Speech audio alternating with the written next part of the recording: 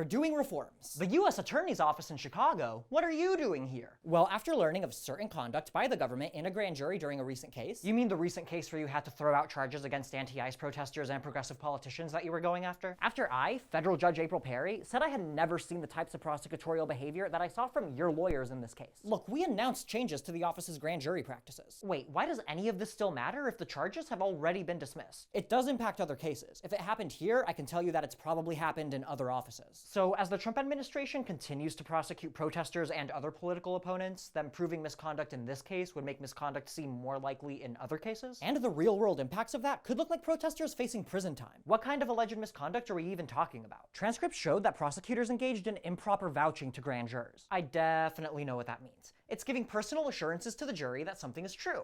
Usually a witness statement, but since the grand jury transcripts aren't public yet, we don't know the details. Prosecutors also excused grand jurors who disagreed with the government's case. I totally know the way grand jury selection is supposed to work. Federal law requires that a grand jury be selected at random from a fair cross-section of the community.